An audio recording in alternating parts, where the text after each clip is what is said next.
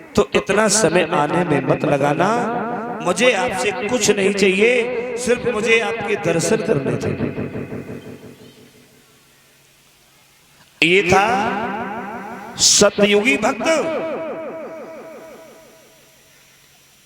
जो भगवान ने दर्शन दिया और ये कहा कि मांग लो क्या चाहिए। तो उसने दोनों हाथ जोड़ करके कह दिया, प्रभु आपके दर्शन मात्र से हमारी हर इच्छा पूरी हो गई, मुझे कुछ नहीं चाहिए।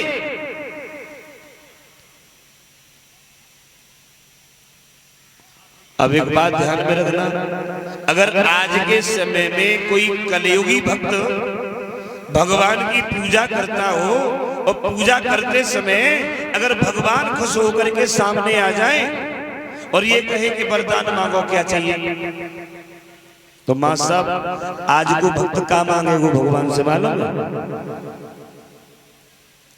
वो जगह शुक्र मोदी को उठाएगा कोई नहर में या कुआं फेंक दो और मोई भारत को प्रधानमंत्री बना दो। हाँ,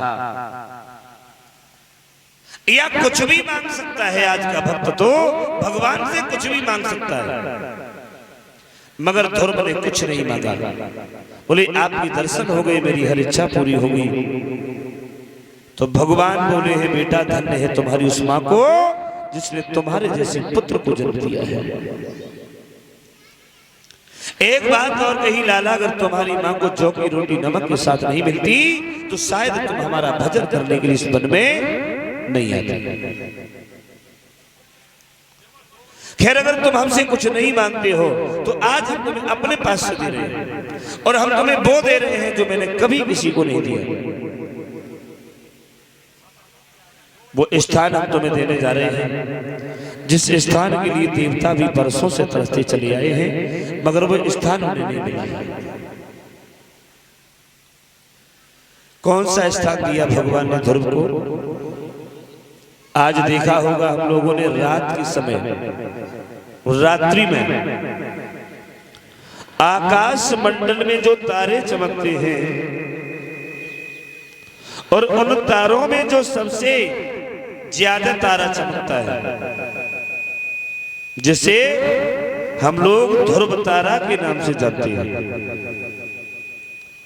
वैज्ञानिक लोग इन्हें ग्रह बताते हैं, मगर ये वही ध्रुव है जो आज भी अपने उसी स्थान पर उसी जगह पर अटल है। मगर भगवान ने एक बात कही, ये स्थान तुम्हें अभी नहीं मिलेगा, ये स्थान तुम्हें मिलेगा अयोध्या में, तुम 36,000 वर्ष तक राज्य करोगे तब।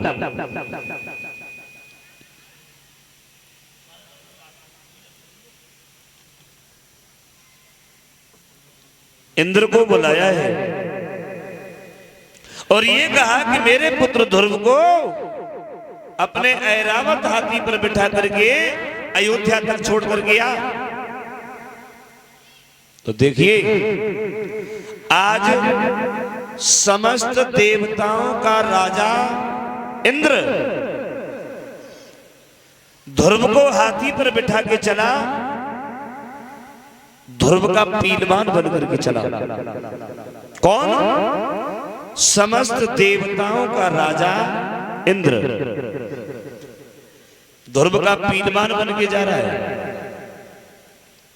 ये कृपा किसकी थी? ये कृपा थी उस भगवान की। कहां वो ध्रुव जंगल में पैदल पैदल गए थे, अब भगवान के दर्शन हो गए, भगवान की कृपा हो गई, तो देवताओं का राजा इंद्र पीलवान बनकर के जा रहा है। और जब ये अयोध्या में पहुंचा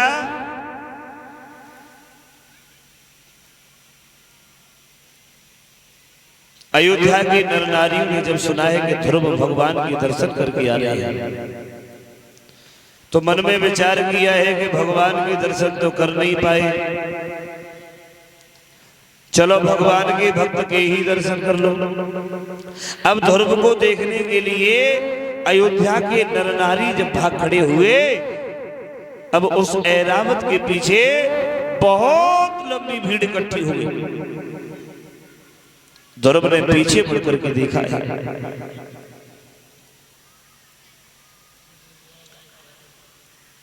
ध्रुव ने पीछे मुड़ करके देखा तो इंद्र को इशारा दिया, भैया अपना ये हाथी नीचे बिठा लो, हमारे बुजुर्ग लोग पैदल पैदल चल रहे हैं, हमें हाथी पर बैठ के जा रहे हैं, ये हमें शोभा नहीं देता है। देखिए कितनी आयु थी उस समय ध्रुव की, केवल 5.5 साल। और 5.5 साल की उम्र में कितना बड़ा शिष्टाचार का ज्ञान था कि हमारे बुजुर्ग लोग पैदल जा रहे हैं, हम इस हाथी पर बैठ करके जाएं, ये हमें शोभा नहीं देता है।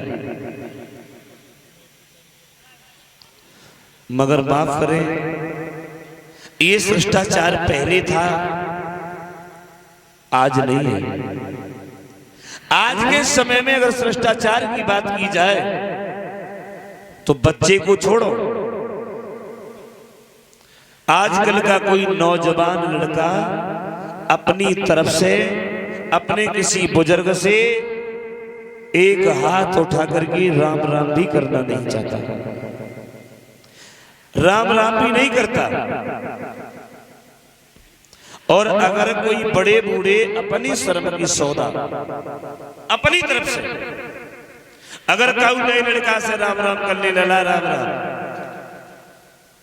तो फिर उन्हें शर्म आने लगती, फिर भी अपने पखन की ओर देख देख के चलन लगता है। अब हम कुछ लगन लगे हैं तासे ने हमसे राम राम करिए।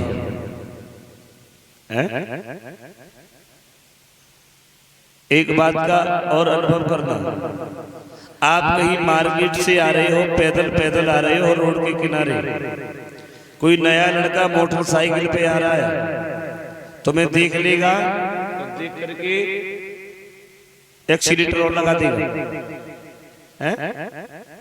ये नहीं कहेगा कि बाबा तुम भी पेट्रोल क्यों पैदल जा रहे हो, एक्सीलेटर और खींचेगा कि जो गांव में जाएगा कहेंगे तुम्हारा लड़का तो बड़ो एक्सपर्ट है।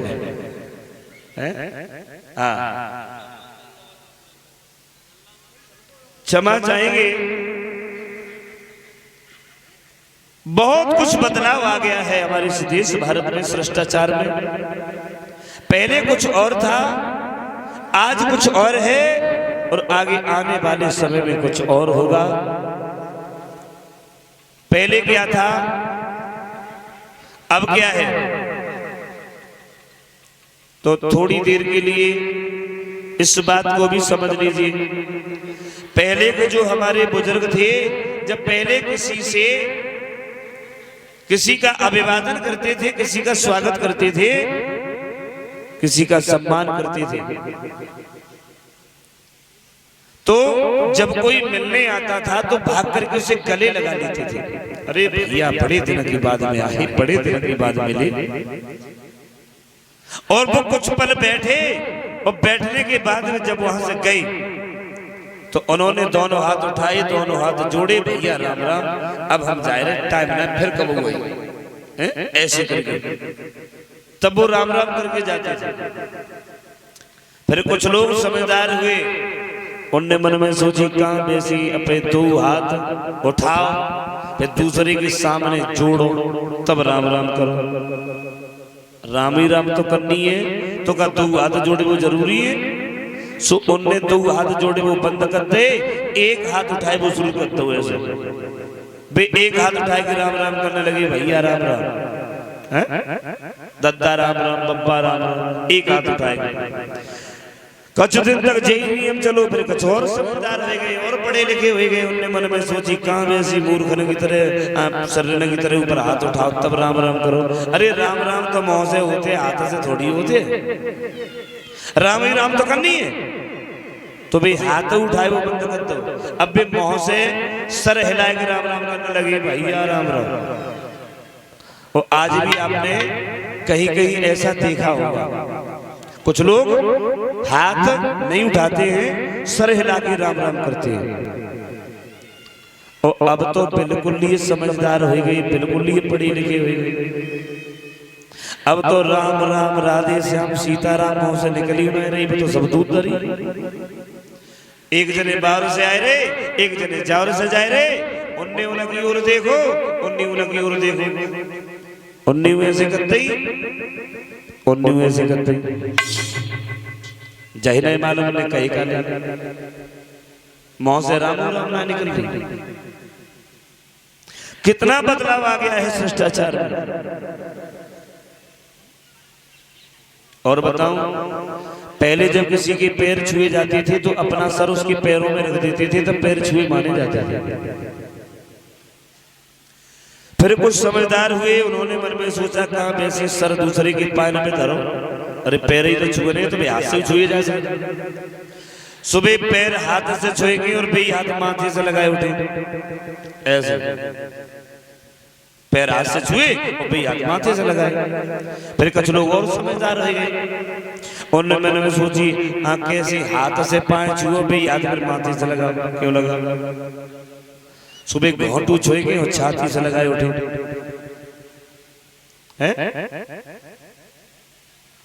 अब क्षमा करें गांव देहात फिर भी सुंदर है जो घोंटों तक पहुंचिए जाता है। गांव देहात में तो घोंटों तक पहुंच ही जाता है। बड़े बड़े शहरों में बड़ी बड़ी पार्टियों में जाकर के देखो, वे घोंटों तक पहुंच गए तो ठीक है, न तो एक दूसरे को पेट पे छुए लेते हैं। समझ में नहीं आता है। पहले जब कोई घर से जाते थे तो घर वाले कहते थे भैया अब की बार जल्दी आइयो, जल्दी घूम जाइयो।